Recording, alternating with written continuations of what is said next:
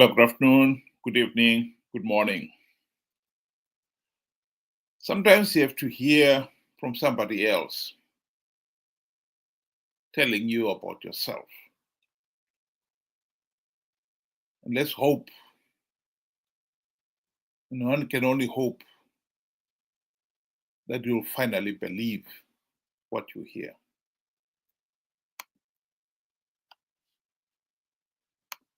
If you go to Zimbabwe today, you want to cry when you see how Black people in Zimbabwe are living.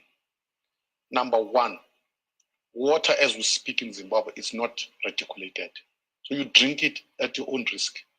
Number two, Zimbabweans get electricity from midnight to 5 o'clock in the morning. The whole day they have no electricity.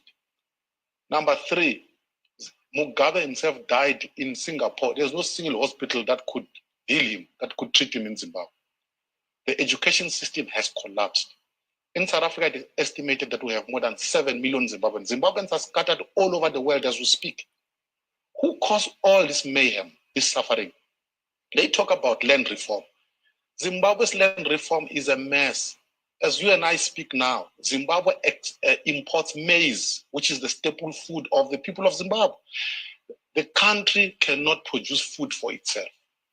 That is the true legacy of Robert Mugabe, a tyrant who began as a liberation fighter. Well, he's saying what we should already know. We should know that our education system has collapsed. We should know that our health services have collapsed. I think the tragedy with Zimbabweans is we have developed this knack for ignoring the reality, filtering it out so that we only see what we want to see. Ian Smith once said that if Blacks were to rule themselves, they'll be walking on sewage and think it normal. In a way, he understood Blacks better than we ourselves have understood ourselves. You walk on sewage and you think it's normal because you only want to see what you want to see. We live in our own cloud cuckoo land where everything is working. And after 45 years of corrupt, tyrannical ZANU-PF dictatorship, the country is in a serious mess. And that many of us still want to pretend that it can be fixed. This mentality is what stopped the people of Zimbabwe saying no to Robert Mugabe and his ZANU-PF thugs for 25 years or so after independence. They would not accept that the regime was failing the country. And it was not until the late 1990s that people finally accepted the reality that ZANU-PF was dragging the nation into a mess.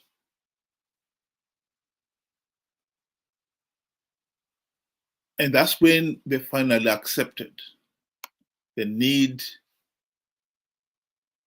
for democratic reforms to stop ZANU-PF rigging the elections. What was interesting then is that instead of the country understanding what those reforms were, to make sure that they are implemented, We did not. We accepted Morgan Tsvangirai and his leaders, MDC leaders' theory that they knew what those reforms were. And so for the last 25 years, the people of Zimbabwe have risked livelihoods, limbs, and hundreds have died in the process of electing MDC leaders into power. And the tragedy is, of course, they have failed to implement even one token reform in 25 years, including the 5 years in the GNU. And in typical Zimbabwean fashion, we have somehow managed to ignore that reality.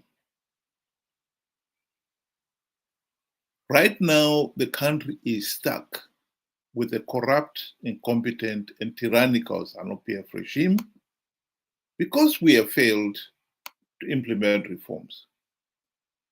But instead of looking at the people whom we risk so much to elect into positions of power to implement those reforms and ask them, why have you failed? Zimbabweans have, in their own fashion, ignored that.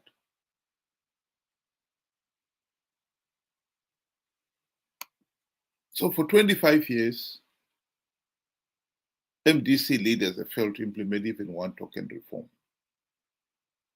And hence the reason why in 2023, Mnangagwa blatantly rigged those elections. SADC and the AU election observers, they too condemned those election processes as flawed and illegitimate. And yet, Zimbabweans ourselves seem to be the last people to realize that the elections were flawed and illegitimate. Chamisa conned millions of Zimbabweans to participate in those flawed elections,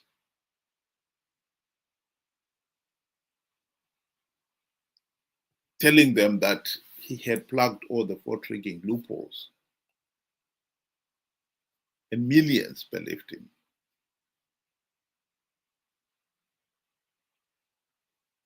This is the tragedy of Zimbabwe.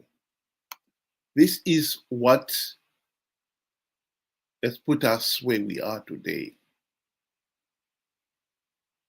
The failure on our part to address these fundamental weaknesses is the root cause why we are in this mess.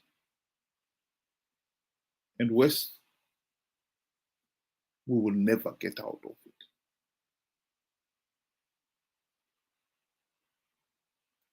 I think one of the real tragedies of the situation is that the intellectuals themselves are among those who are willing to walk on sewage and think it normal.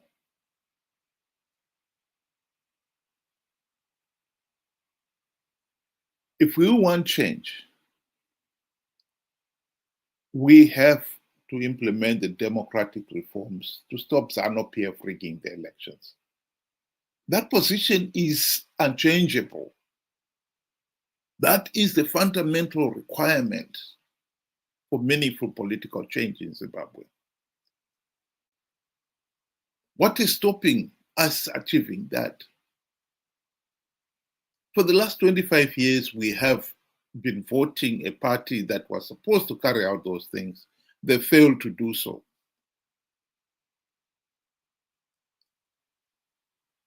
Why have we allowed that opposition to stay in power for 25 years and yet they're not implementing any reforms? Indeed, they are the ones who are encouraging people to continue participating in flawed elections to perpetuate ZANU-PF's rule. The intellectuals themselves are the one walking on this political sewage and think it normal.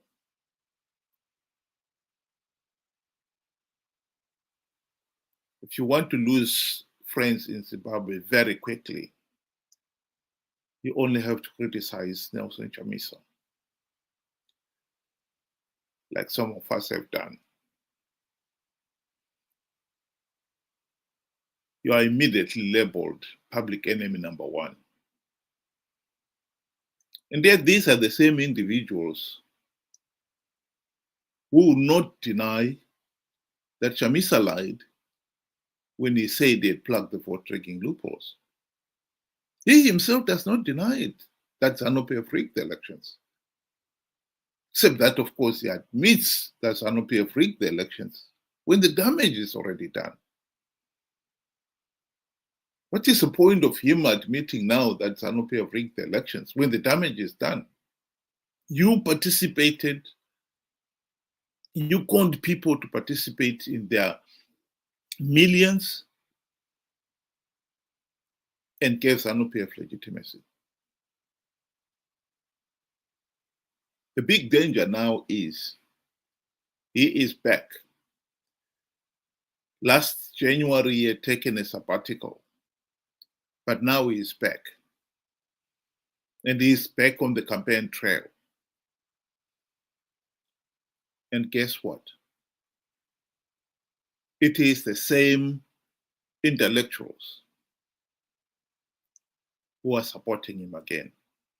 No questions asked about what he had said in 2023 to con people to participate in flawed elections.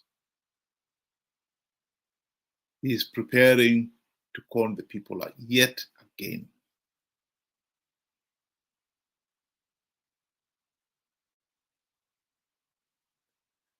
We are a failed state, and unfortunately, we have got only ourselves to blame for it. As a people, we have shown our incredible capacity, the willingness to walk on sewage and think it normal. Think about it.